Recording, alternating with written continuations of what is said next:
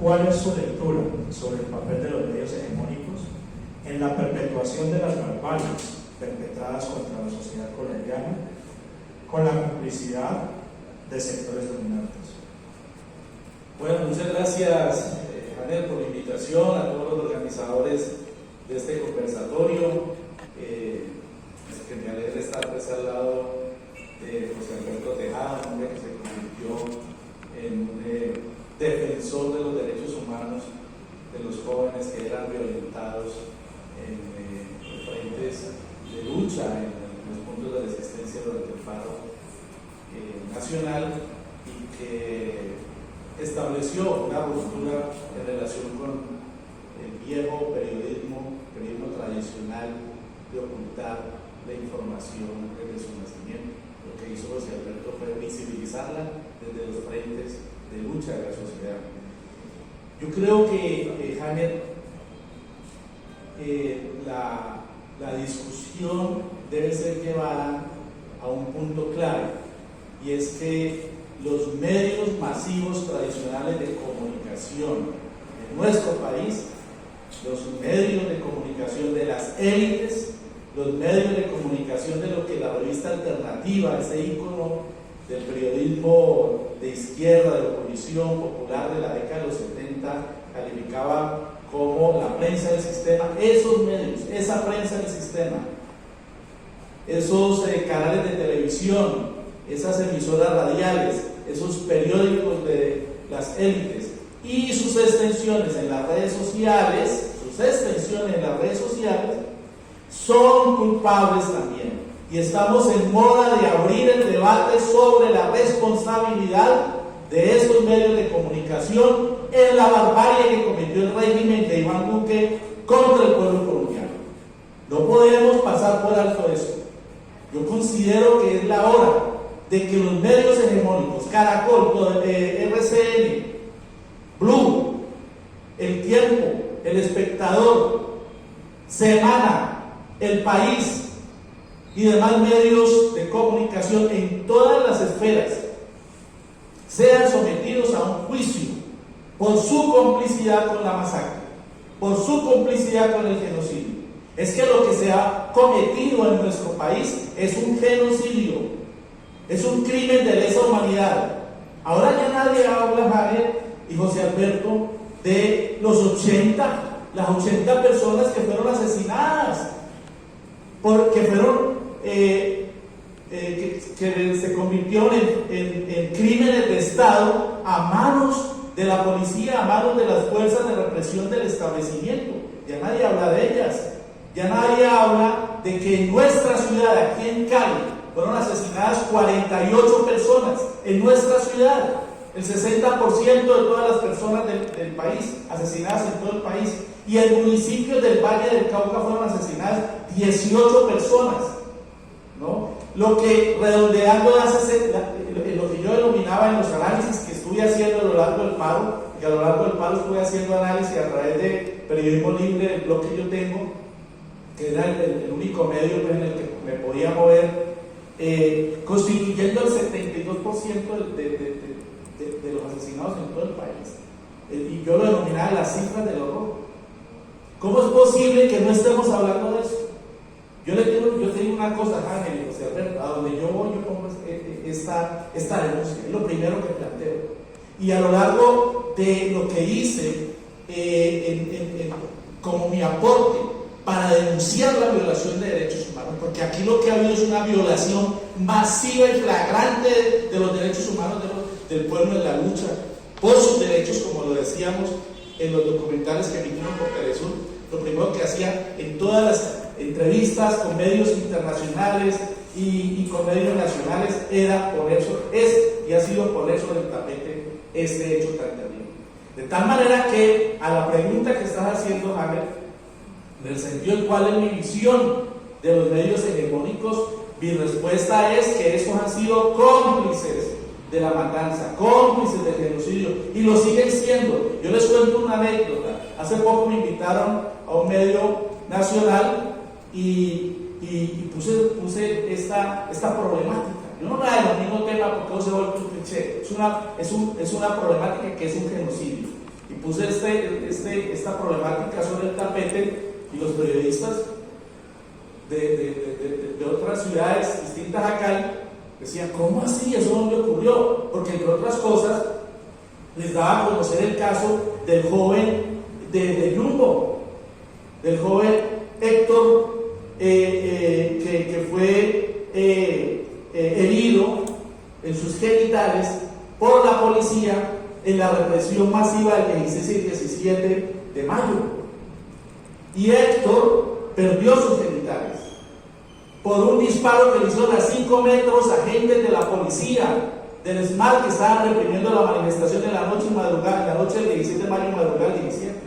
24 horas de terror, titulé 24 horas de terror en Jumbo, titulé el artículo que escribí sobre eso.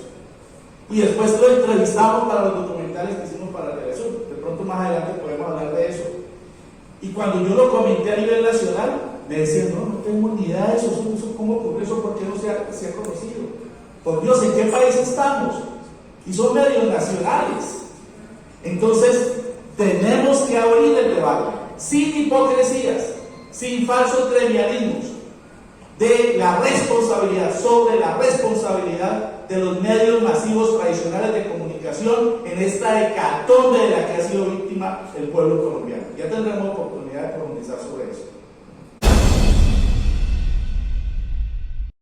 Bueno, los seres humanos vamos ingresando paulatinamente con el paso del tiempo a diferentes estadios de nuestras vidas, y yo me encuentro hoy en un estadio de mi vida en la que mi aporte lo hago desde 2 de los escenarios académicos y profesionales en los que me he formado, que son el periodismo y la historia. El periodismo no tanto desde la óptica coyuntural diaria, porque en este momento pues no poseo los mecanismos y los medios para hacerlo, sino el periodismo desde la óptica de su ligazón profunda, intrínseca, necesaria con la historia. Porque la historia no solamente es el estudio de los comportamientos de las sociedades en el largo plazo, como lo planteaba Brodel, sino que es también el estudio, la documentación, el trasegar los testimonios de la historia del presente, de lo que está ocurriendo.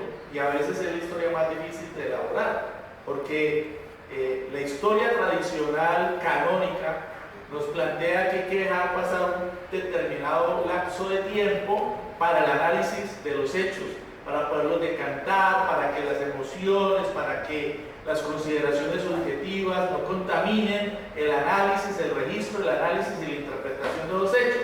Entonces, cuando hacemos historia del presente, estamos casi que de manera simultánea registrando y analizando, interpretando y prospectando, que son los contenidos del análisis histórico, los elementos que identifican el análisis histórico, los hechos que acaban de ocurrir. Y en ese sentido, pues, obviamente, nuestras emociones, nuestras subjetividades, nuestras posiciones individuales, personales, nuestra ideología, nuestras posiciones políticas trascienden en ese contenido del estudio histórico. De modo que es un poco Janer y compañeros y compañeras aquí presentes y quienes nos escuchan en las redes en lo que nos encontramos. De tiempo atrás vengo en eso, el producto de ese trabajo es, por ejemplo, Periodismo Independiente en Colombia, la historia de la revista alternativa, que es un libro que presentamos recientemente, en el que hay un recorrido para tratar de rescatar todo ese trasegar de la otredad, de los otros medios que en Colombia no han sido visibilizados o no han trascendido, porque a la historia oficial no le interesa que se conozca la historia de esos medios de comunicación. Entonces estoy mucho en esa tónica de trabajar la historia de los medios de oposición, de los medios de la izquierda, de los medios alternativos, de las resistencias, porque es que las resistencias también son mediáticas y no se presentaron únicamente en esta época.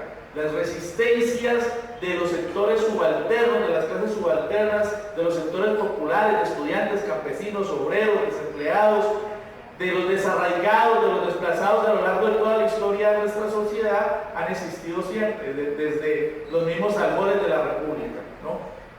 Recordemos, por ejemplo, un hecho histórico que también la historia oficial tiene escondido, que es el del general José María Melo, el único presidente de la República que, digamos, tiene un origen indígena, popular, alternativo, que representó a las comunidades subalternas, a las clases subalternas en formación a mediados del siglo XIX, en 1854. Este es un hecho que la gente no conoce, pero aquí se expresaron resistencias con un levantamiento popular, 1854, también lo narro en otro libro mío, y allí se expresaron resistencias de la sociedad de la época, de los artesanos que se levantan para reivindicar el hecho de que los importadores, la burguesía comercial emergente en esa época en formación, pues les impedía a ellos que sus productos, su artesanía se difundieran nacionalmente. Y a lo largo de toda la historia registramos una historia de las resistencias de los medios populares contrahegemónicos frente a los medios hegemónicos, ¿no? La historia del periodismo en nuestro país, la historia de la prensa, de los medios de comunicación en nuestro país, es la historia del dominio hegemónico de los oligopolios, ¿no? Pero también es la historia de las resistencias de sectores sociales subalternos que han generado sus propios medios. En el siglo antepasado y en el siglo pasado, pues la resistencia de los sectores populares se daba con pequeños periódicos, con libelos, con pronunciamientos escritos con una enorme dificultad. Aún a mediados del siglo pasado todavía hacíamos boletines con el mimeógrafo, recuerda José Alberto, hacíamos boletines, los estudiantes de los años 70 y los 80 quemábamos stenciles, que era una hojita sintética, la metíamos en la máquina de escribir, tecleábamos y allí se quedaba como en una plancha de lo que es hoy el mecanismo que se usa en la prensa para después someterlo a una rotativa artesanal, que era el mimeógrafo, que lo movíamos manualmente y terminábamos con las manos llenas de tinta. Y eso no hace mucho tiempo, porque mire, les estoy relatando esto que algunos de ustedes que son muy jóvenes no lo vivieron, pero que nosotros todavía lo podemos relatar y estamos vivos, somos supersticios de esa época. De modo que la lucha frente a las hegemonías, entre ellas la mediática, se da también por la resistencia de los sectores subalternos que a lo largo de toda la historia han emergido para enfrentar la hegemonía de los medios de comunicación de las élites, porque la historia de la prensa en Colombia es la historia de las hegemonías de los oligopolios.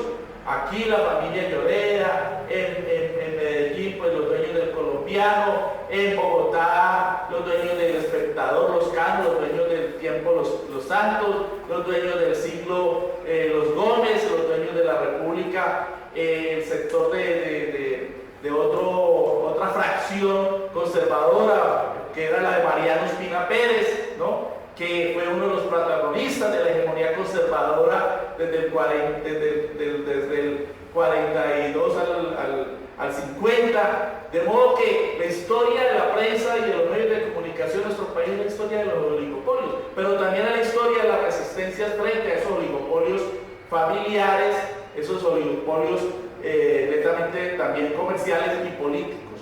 Y esa lucha se ha dado a lo largo de toda nuestra historia. En el Frente Nacional, por ejemplo, que hicieron las clases dirigentes de nuestro país, para repartirse el poder milimétricamente, para tratar de solucionar sus problemas de confrontación liberal conservadora, y fue peor el remedio que la enfermedad, porque en el periodo del Frente Nacional 1958-1974 surgieron todos los principales grupos insurgentes que tuvo Colombia. Colombia ha tenido alrededor de 40 grupos insurgentes, no 3 o 4 como dice la historia oficial. Está la historia también de cómo las soluciones de las élites a sus problemas internos ha dado origen a otras formas de resistencia, y los medios de comunicación de los sectores populares han estado siempre allí. Ejemplo de ello es lo que ocurría en la década de los 70 con la cantidad de medios que existieron. Cada vez que surgía un partido político de oposición a izquierda, surgía un medio de comunicación, y cada vez que se dividía, surgían dos medios de comunicación.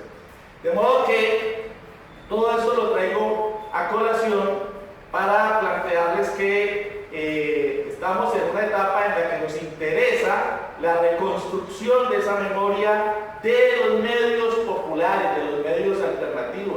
Lo que hicimos con el libro sobre la revista alternativa, en la que estuvo García Márquez, en la que estuvo un profesor de la Universidad del Valle que fue icónico en la lucha de 1971, el profesor Bernardo García, en la que estuvo Orlando Falsborda, en la que estuvo también Enrique Santos Calderón, el hermano del expresidente Santos, en la que estuvo Antonio Caballero, y en la que estuvo una playa de intelectuales de la época que constituyó toda una revolución en el periodismo alternativo, si se quiere, revolucionario y izquierda en nuestro país. Esa historia nos interesa rescatarla, porque si algo veo yo en esta coyuntura, José Alberto, Jared, Oscar y todos los presentes, es que necesitamos generar, esa sería la primera iniciativa que planteo, necesitamos generar escuelas de formación con los muchachos, porque nuestros jóvenes también requieren formarse en toda esta historia. El pueblo que no conoce su historia, es una frase manida pero muy cierta, está condenado a repetirla, y tenemos que volver a nuestra historia. Al establecimiento no le interesa que el pueblo conozca su historia, por eso la retiraron del pensum oficial. Habráse visto un crimen académico y oficial más terrible que ese, retirar del pensum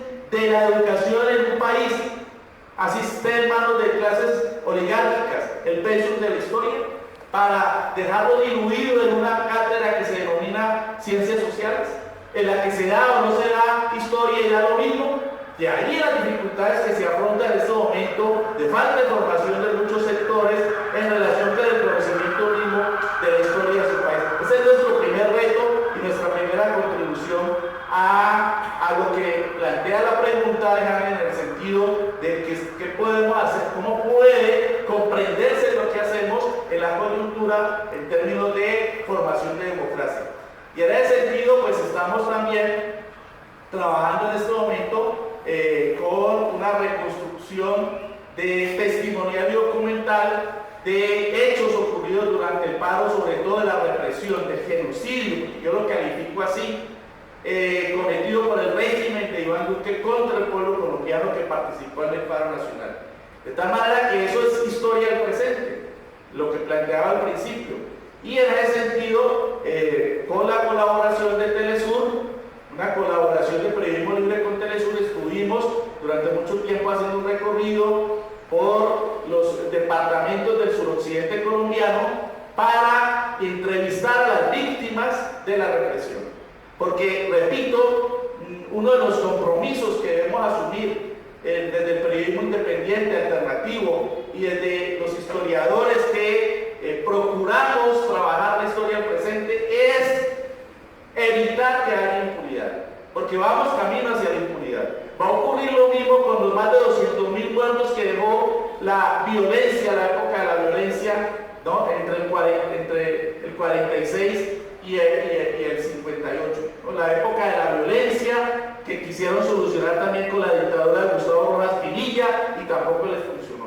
De modo que es fundamental que empecemos a documentar, a testimoniar a través de la entrevista con los superstícios, con las víctimas de la represión, lo que ha ocurrido. Y en ese sentido, entonces, estuvimos en Pereira, en Cartago, Tubá, Buga, Vige, Yumbo, Cali, Jamundí, Popayán, entrevistando a las víctimas, y producto de eso son más de 80 entrevistas, fragmentos de las cuales vertimos en 4 reportajes, cada uno de media hora, que se emitieron por Telesur entre el 8 de septiembre y el 2 de octubre, 4 sábados, y que ustedes pueden consultar. Los invito a que los vean en nuestro canal de Periodismo Libre en YouTube, así se llama también, Periodismo Libre. Ahí están los 4 documentales, y de igual manera pues los pueden localizar en el YouTube de Telesur.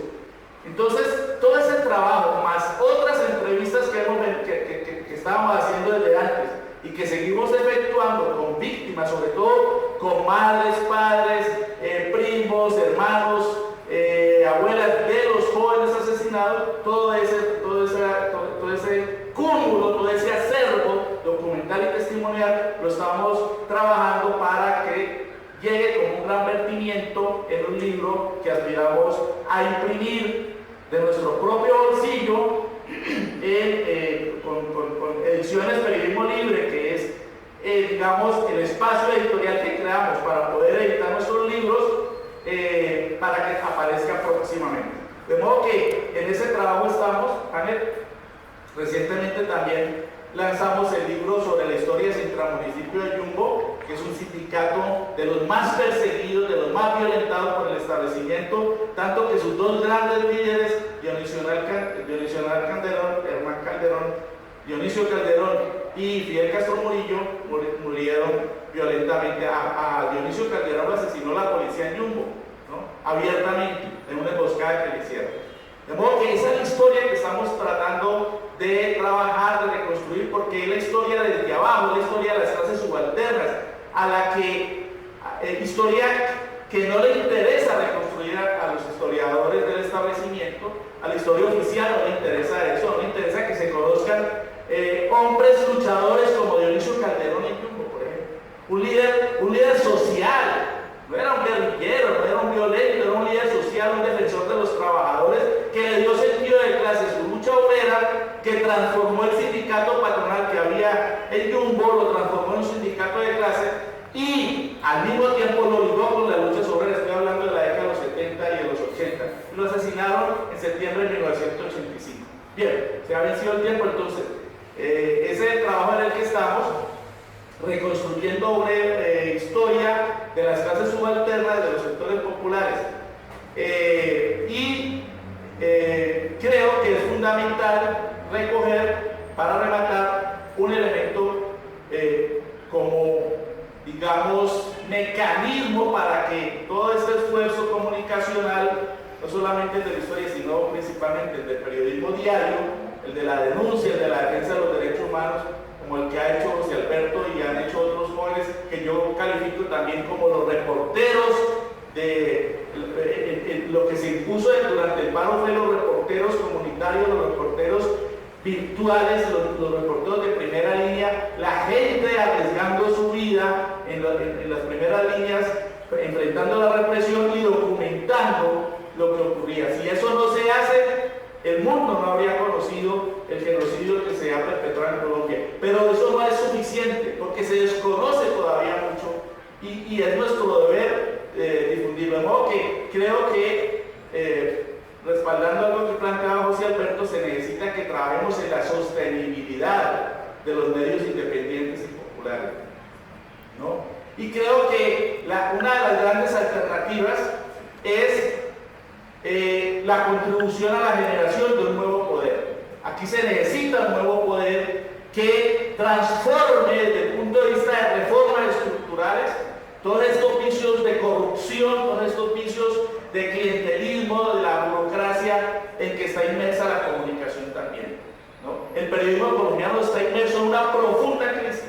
Lamentablemente no hay el tiempo para analizarlo más, pero hay una profunda crisis de credibilidad. Si hay algo desprestigiado en muchos sectores populares, no en todos, pero sí en muchos, son los medios de comunicación. Y los grandes derrotados durante el paro fueron los grandes medios masivos tradicionales de comunicación, y lo digo con sus palabras. Y lo denunciamos desde el principio, cuando los señores de 90 minutos se fueron al comando de la policía, el primer día, el 28, a transmitir desde el comando de la policía. O los señores de Noti5 en Cali, que se negaron durante todo el paro a transmitir informaciones de la movilización popular. Ojo con eso. Esos señores también violaron la propia normatividad burguesa que dicen defender, porque estoy de acuerdo con lo que planteaba José Alberto. No solamente son cómplices, sino que ellos estuvieron cumpliendo con ese papel del que hablaba Luis Althusser en ideología y aparatos ideológicos del Estado, ¿no? Los medios de comunicación del sistema son cancerberos, son defensores del establecimiento y siempre van a obrar en consecuencia. Eso lo tenemos clarísimo, no son solo cómplices, son parte y extensiones de todo ese poder oligopólico que ha cercenado las libertades en nuestro país. De modo que frente a ese sistema profundamente antidemocrático se requiere de lo que yo denomino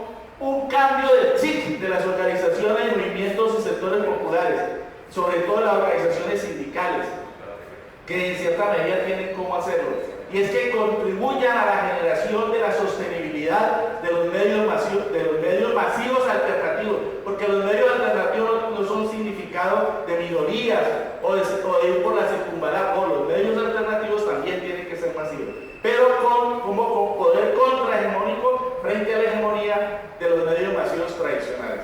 De modo que ese es el gran reto también para el movimiento social, que desde el mismo movimiento, desde los sectores populares, desde las organizaciones obreras, se generen los mecanismos para respaldar el ejercicio, no solo el de ellos, sino el de la, digamos, unión de todos los medios alternativos, como lo que está planteando, el anuncio que nos hace José Alberto, para que haya sostenibilidad en su ejercicio cotidiano.